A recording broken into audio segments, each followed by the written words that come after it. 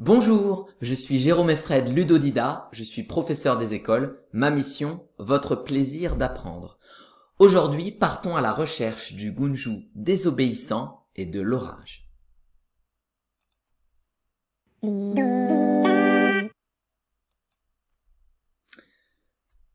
Cette recherche se décomposera en 2 séances. Dans cette première séance, je vais vous raconter une petite histoire qui vous permettra de faire connaissance avec le Gunju désobéissant.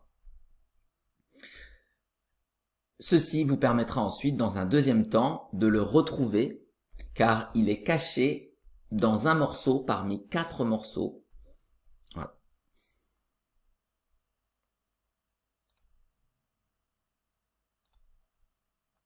Le Gunju désobéissant et l'orage. Je ne sais pas ce que vous en pensez, les amis, mais moi, je trouve que nous avons vraiment fait de ce pique-nique une réussite totale. N'est-ce pas, Gunju Gourmand? Ne m'en parlez pas. Quelle journée, les amis. Tout ce que j'ai pu manger. Et toi, qu'en dis-tu, Gunju Grognon? Un désastre. Une catastrophe. C'était horrible. Bon, si le Gunju Grognon pense ce qu'il dit, c'est vraiment bon signe.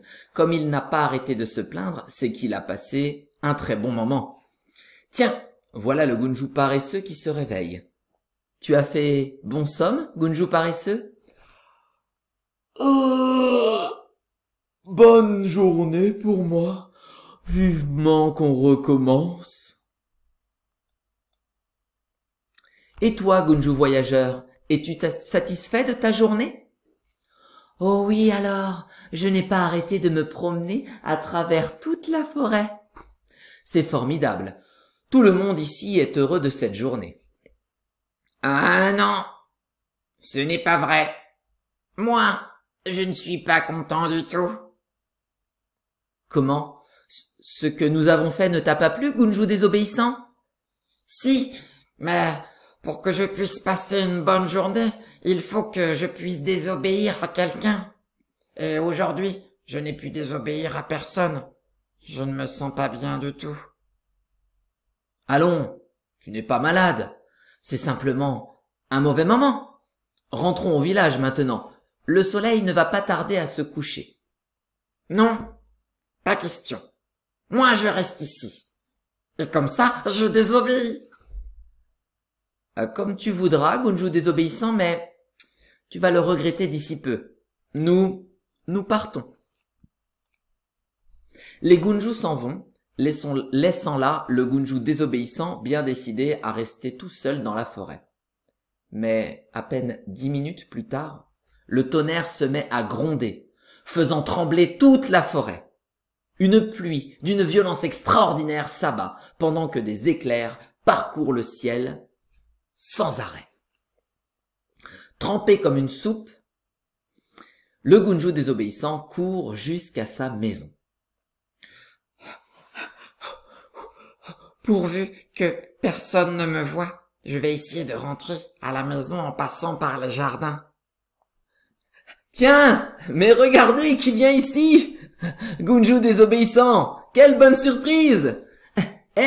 Cette boue te va à ravir! Nous cherchons le Gunju désobéissant quand il est sous l'orage, le ciel est parcouru d'éclairs et le tonnerre gronde. Nous allons chercher dans un instant le Gunju désobéissant sous l'orage, le ciel est parcouru d'éclairs et le tonnerre gronde.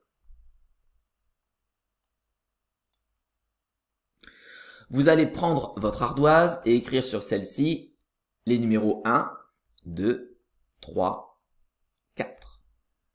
Ces 4 numéros vont correspondre aux 4 extraits musicaux que nous allons écouter ensuite, sachant que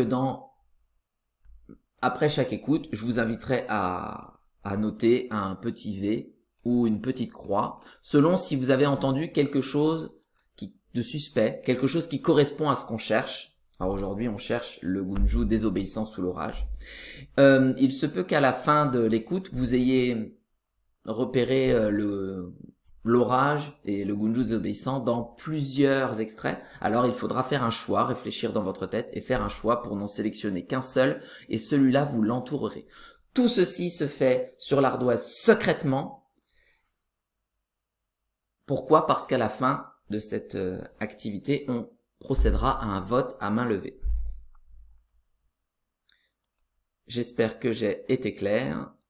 Eh bien, c'est parti pour l'écoute du premier extrait. Je vous invite à poser ce que vous avez dans les mains. Posez vos mains sur la table. On est bien calme, on est silencieux et on est très attentif. Extrait numéro 1.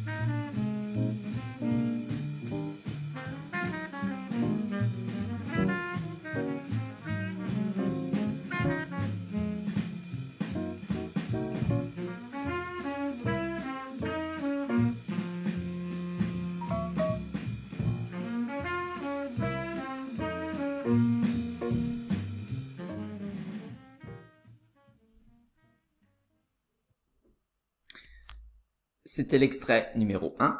Je vous invite maintenant à prendre votre ardoise et en dessous du numéro 1, notez un petit V si vous avez entendu quelque chose ou une petite croix si vous n'avez rien entendu. Tout ceci se fait secrètement. C'est bon pour tout le monde? Vous pouvez poser de nouveau ce que vous avez dans les mains et on va procéder à l'écoute de l'extrait numéro 2.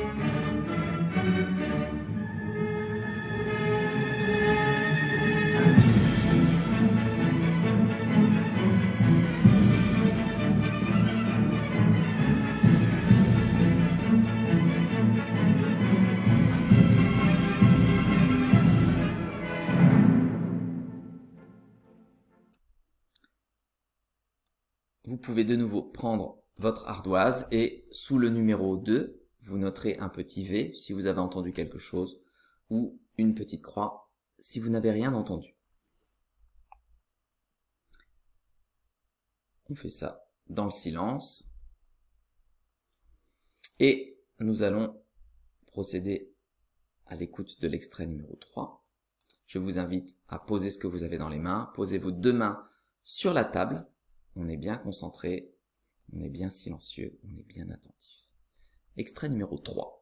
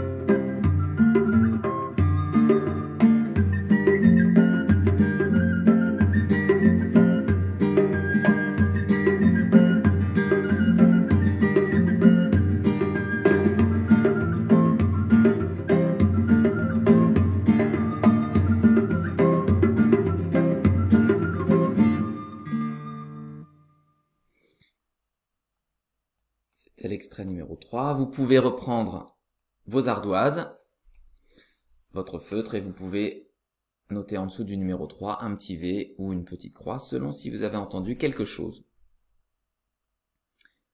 qui ressemblerait à l'orage et au Gunju désobéissant. On pose de nouveau ce qu'on a dans les mains et on pose les deux mains sur la table pour être bien concentré sur ses oreilles et écouter dans le silence l'extrait numéro 4.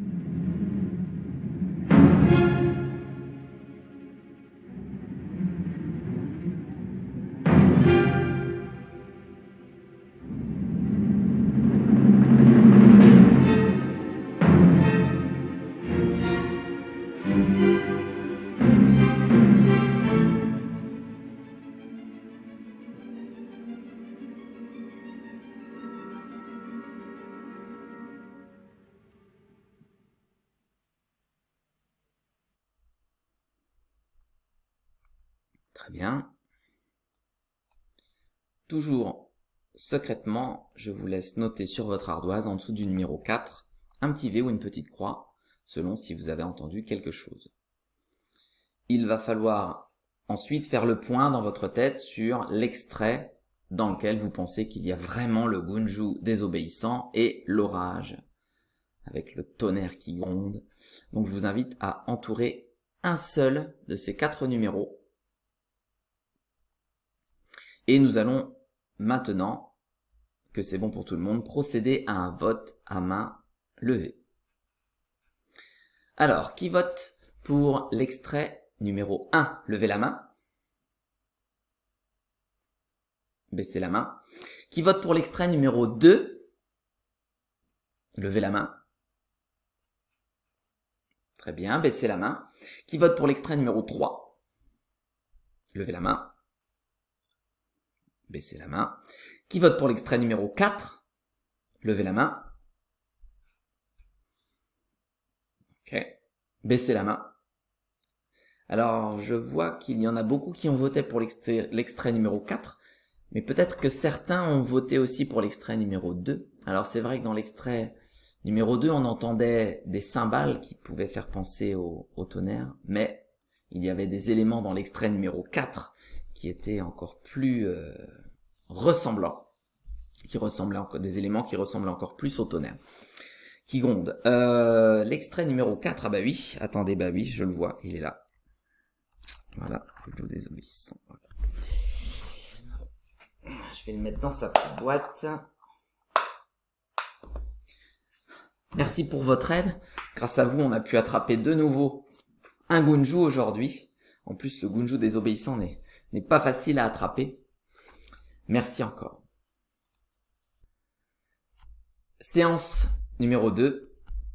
Dans cette séance, nous reviendrons sur les objets ou les instruments qui ont permis de mettre en musique l'orage qui gronde. Et puis, nous remplirons une petite fiche correspondante.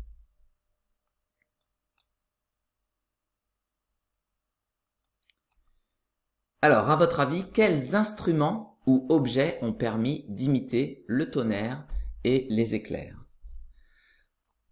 Je vous invite à appuyer sur pause le temps que l'adulte qui est avec vous puisse recenser vos propositions et on se retrouve juste après.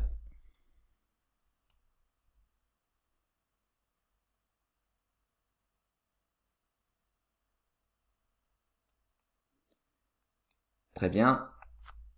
La réponse en images.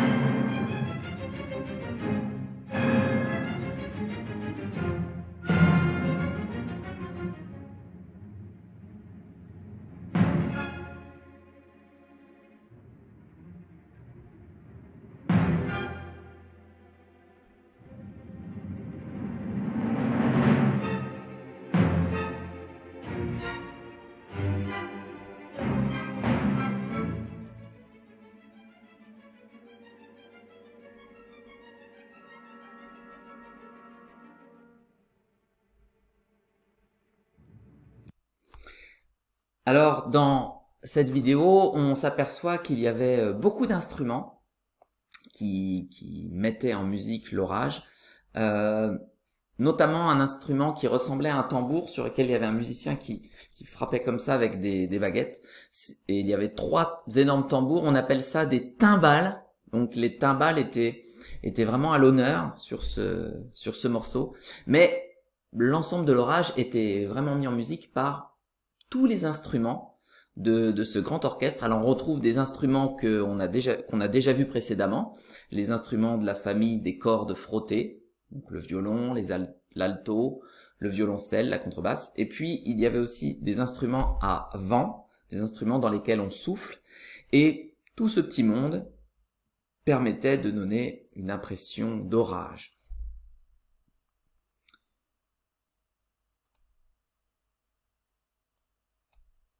Nous allons dans un instant remplir la petite fiche qui correspond à cet orchestre. Alors, le Gunju désobéissant était caché dans un morceau qui s'appelle Symphonie numéro 6. C'est une musique d'Allemagne composée en 1805 et entre 1805 et 1808 par Ludwig van Beethoven.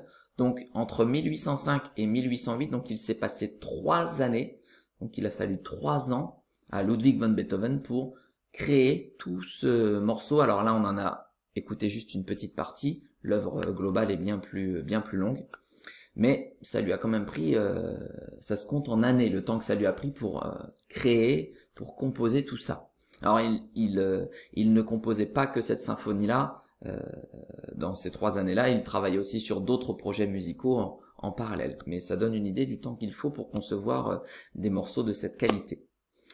Et donc ce morceau mettait à l'honneur un orchestre symphonique. Alors un orchestre symphonique, qu'est-ce que c'est? C'est un orchestre qui va mettre en jeu tous ces instruments qu'on va pouvoir regrouper en 3 catégories: les percussions, les instruments sur lesquels on tape; les instruments à vent, ce sont les instruments dans lesquels on va souffler; et puis les instruments à cordes, sur lesquels il y a des cordes tout simplement, et on en avait parlé précédemment.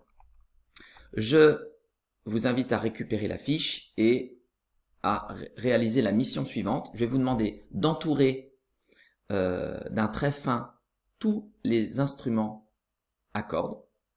Je vais vous demander d'entourer d'un trait en pointillé tous les instruments à vent. Donc on ne fait qu'un seul trait pour tous les instruments, qu'une seule bulle pour tous les instruments à vent, qu'une seule bulle pour tous les instruments à cordes. Et puis d'un trait un peu plus épais, je vous demanderai de m'entourer dans une seule bulle toutes les percussions, les instruments sur lesquels on tape. Alors vous faites ça au crayon, car s'il y a des erreurs, on devra pouvoir corriger en gommant par la suite. Je vous dis à vous de jouer, on se retrouve, je vous invite à mettre pause du coup, et on se retrouve juste après pour la validation.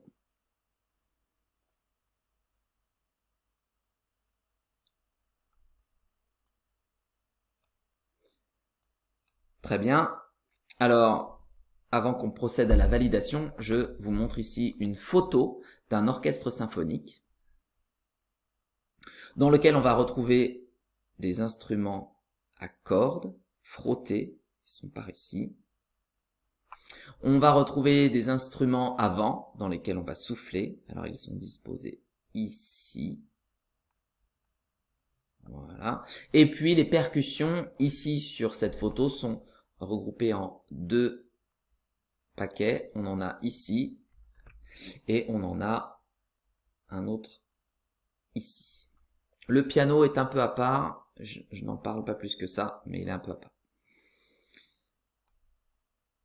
Donc, je vous laisse vérifier vos réponses et éventuellement modifier un petit peu la forme des bulles pour qu'il y ait bien les percussions dans le trait épais, la bulle épaisse, qu'il y ait bien les instruments à vent dans la bulle en pointillé et qu'il y ait les instruments à cordes dans la bulle en trait continu. Alors si on devait mettre le piano quelque part, on le mettrait et peut-être certains d'entre vous auraient envie de le mettre dans les instruments dans les percussions, mais c'est un instrument à cordes, car à l'intérieur du piano, il y a des cordes, et on verra ça plus tard. Je vous ai également mis à l'écran 2 photos de Ludwig van Beethoven. Alors, à ne pas confondre avec le chien Beethoven dans les films.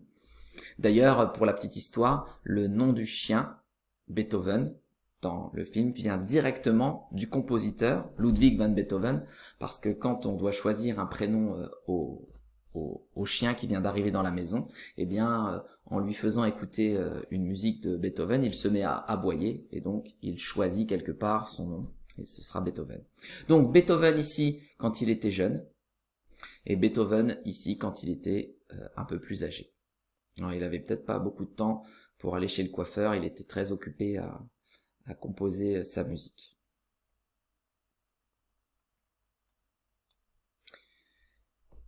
Eh bien, j'ai envie de vous dire à bientôt pour de nouvelles recherches de Gunju.